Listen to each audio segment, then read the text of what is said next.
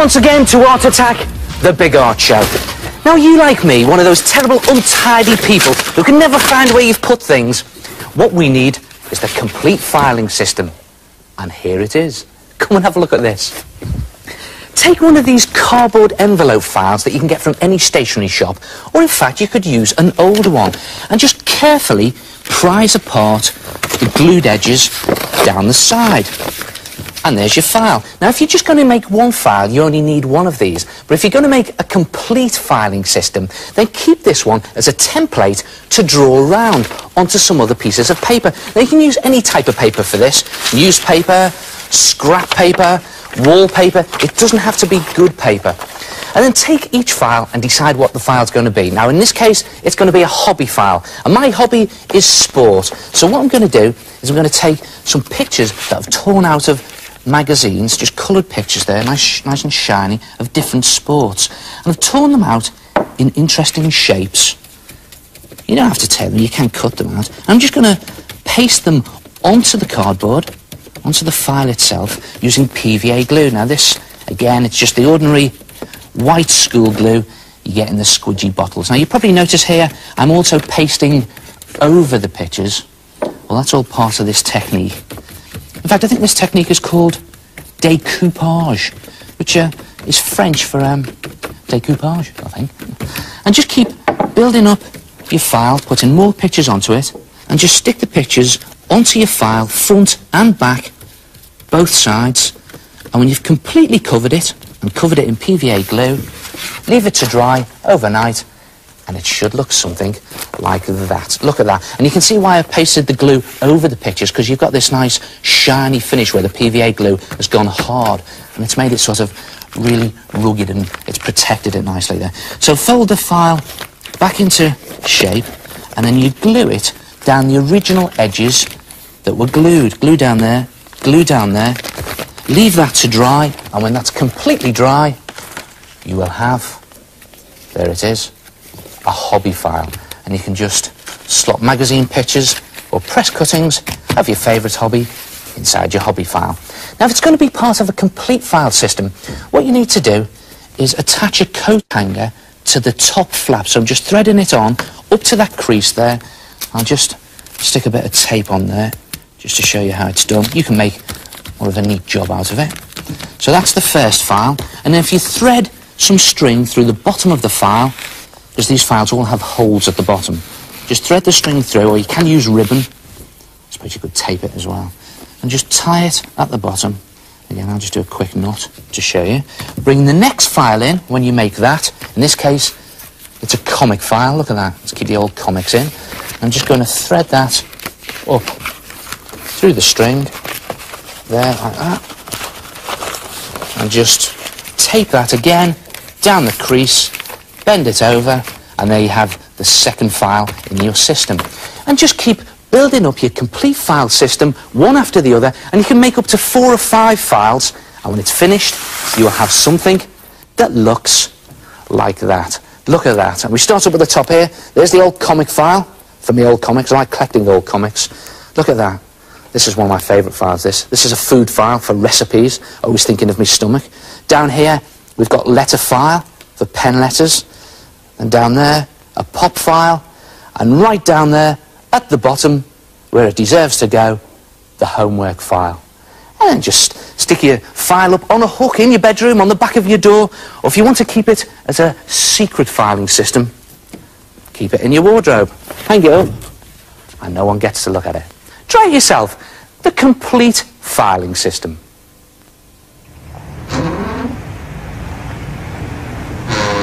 Oh, that's very clever, is that? Hello, it's me, the head.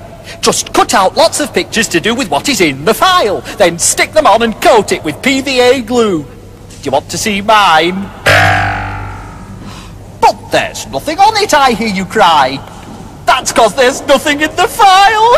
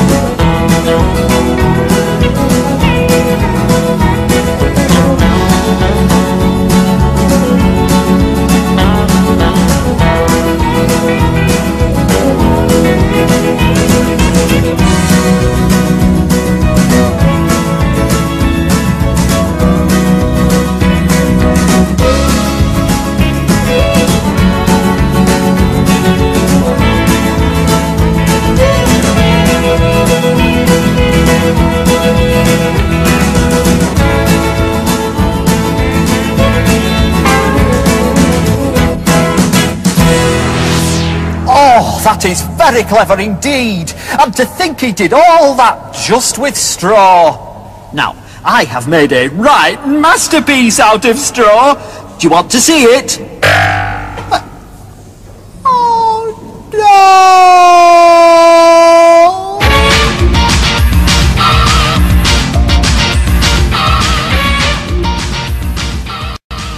Here's a question for you. What do you do with a ballpoint pen that's run out? Answer: invisible doodles. Take a piece of drawing paper and lay it on a soft surface such as a newspaper or a magazine and just start to sketch a very quick doodle onto your paper. And the technique here is just to press down as firmly as you can, creating an impression in the paper with your broken down ballpoint pen. And another little tip, try and put in as much detail as you possibly can. You'll see why in a minute. You'll see the effect that I'm looking for. And there it is. Well, it isn't really. Not until you take a wax crayon and scribble over your invisible doodle. And hey presto, your doodle is no longer invisible. Look at that. And if you haven't got a ballpoint pen that's broken down, you can do an invisible doodle with anything that's got a sharp point, such as a cocktail stick, or even the wrong end of a paintbrush. And it's just a case of taking an ordinary pencil sharpener and just sharpening the wrong end of the paintbrush. But be careful with this, because it can be quite sharp. There you are. Perfect to do an invisible doodle with. And there's lots of different types of invisible doodles that you can do. And just make them appear using a wax crayon. What about some fancy writing? You see what I was saying about putting in the detail? The more detail that you put in with your pointed implement, then the more detail you get out when you actually scribble the wax crayon over it. And you could do a comic strip sequence. If we get another wax crayon here, different colour, I'm going to scribble over that area. So again, just scribbling away. There's a little fly in the air there. And, hold on, what's that? Looking at the water at it. Well, let's see what happens in the next bit of the sequence. You've got something leaping out of the water. Yeah, it's a goldfish. I'm just scribbling over with my wax crayon to reveal the detail. And you could even do a night picture with a darker crayon. There it is. And if you do all of your doodles on one piece of paper, then they look good together as a piece of doodle art. Try it yourself. Invisible doodles. Oh, that's a great use for an expired biro or a sharpened paintbrush. But be careful and don't press too hard, otherwise this happens. Sad, isn't it?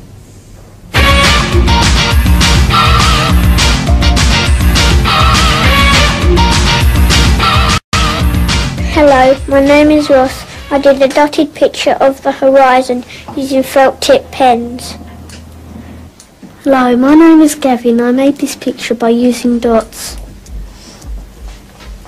My name is Elika. I drew a picture of fruit. I coloured it by making dots with straw and paint. Good art attacks. You know, many famous artists made pictures using dots. If you're going to make a dot picture, it's a good idea to draw it in pencil first as a guide, and you can always rub it out later on. And then just make your picture using dots. Now, felt tip pens make dots. You just dot on the tip. And felt tip pens, the wrong way round, make dots if you dip them into paint first. Look at that. And you can also make dots with your fingertips if you dip them into paint as well. Bit messy, but great fun. Look at that. And the truth is, you can make dot pictures using anything that makes a dot. And let's face it, there's plenty of dotty things around here.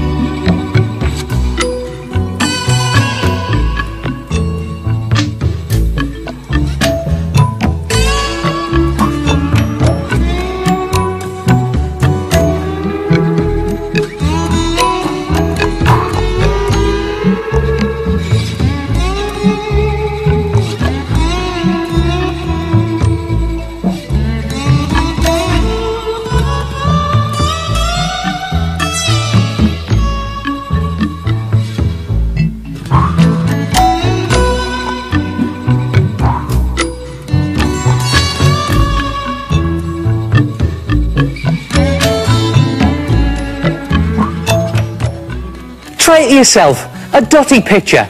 And I'll see you next time. Ta-ra!